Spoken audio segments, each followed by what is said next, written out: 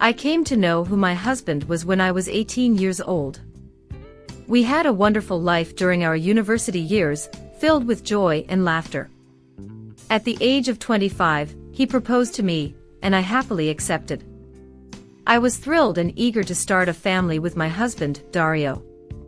However, after trying for a while, we realized that things weren't working out as we had hoped. We decided to seek medical advice, and the diagnosis was devastating.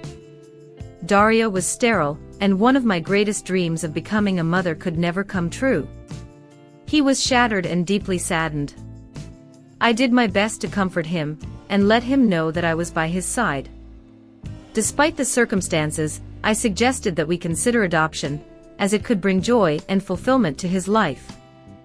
But Dario refused to consider that option.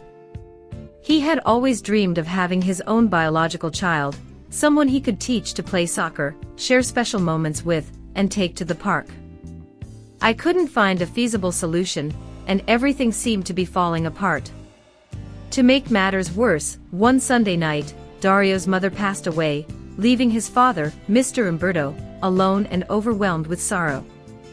In the midst of his melancholy, my husband proposed that we bring his father home to live with us temporarily, until he could regain his strength and rebuild his life. I had no choice but to accept, as Dario had been through a difficult week, and I was willing to do anything to bring a smile to his face. I knew it would be a bad idea to have my father-in-law living with us. I reluctantly agreed to it due to the expectation that in-laws tend to meddle in marriages. In the first few weeks, his constant presence bothered me. He would always be watching over me, observing my every move, as if I needed to be accountable to Dario. I confided in my husband about this, hoping for some understanding or support. However, he dismissed my concerns, stating that it was the same way with his mother, probably due to her age and him trying to cope with the loss of his partner after a 30-year relationship.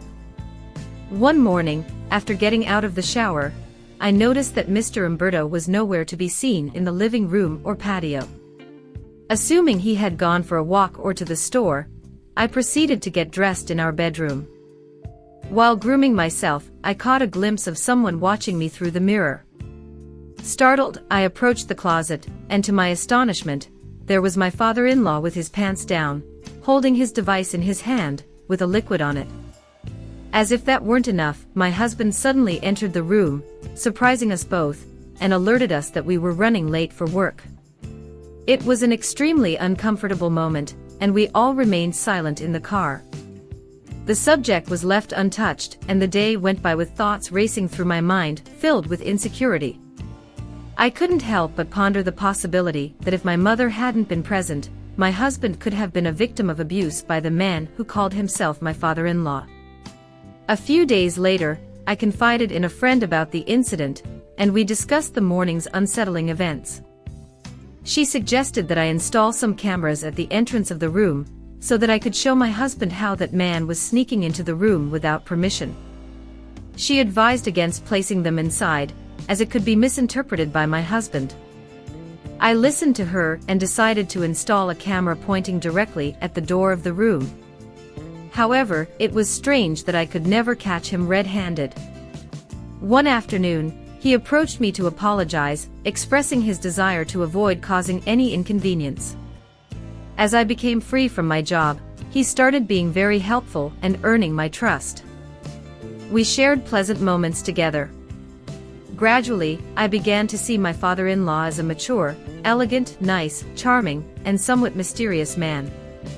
I felt a slight desire to get to know him better. It was because of my longing to be a mother, a dream that seemed impossible with my husband's condition. I carefully reviewed the video records and noticed that he was looking at me with the same pleasure that my husband had lost.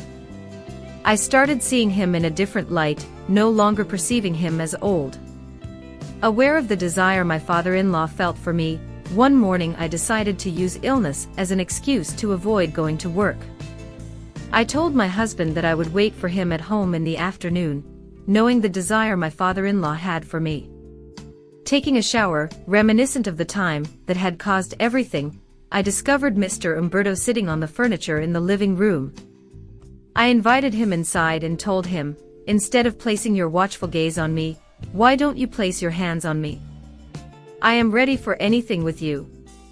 The scent of perfume, soap, and pleasant background music bore witness to that romantic morning with my father-in-law. I enjoyed that morning with Mr. Umberto so much that I started setting aside one day a week for mischief with him. However, over time, I began to feel guilty and sorry for my husband. Despite being a great person and a good husband, I didn't know what to do. My life felt like a labyrinth with no way out. I had fallen in love with my father-in-law while still having affection for my husband. I wanted to run away and forget everything that had happened in that house, without having to answer to anyone. Everything would have been perfect if I hadn't agreed to that meeting. After a month of enjoying pleasant moments with my father-in-law, I realized that each month my period didn't arrive. I told my father-in-law that I had apparently achieved my dream of becoming a mother, but now I didn't know what to do. I shared my plan to leave the house with him, but he flatly opposed it. A couple of weeks later, it became impossible to hide the growing belly. When my husband found out, he had no choice but to throw me out of the house, along with his father. He was so disappointed. We were the only people he counted on, and we had failed him. We had tarnished the blankets while he worked hard for the three of us. I definitely feel an undeniable guilt.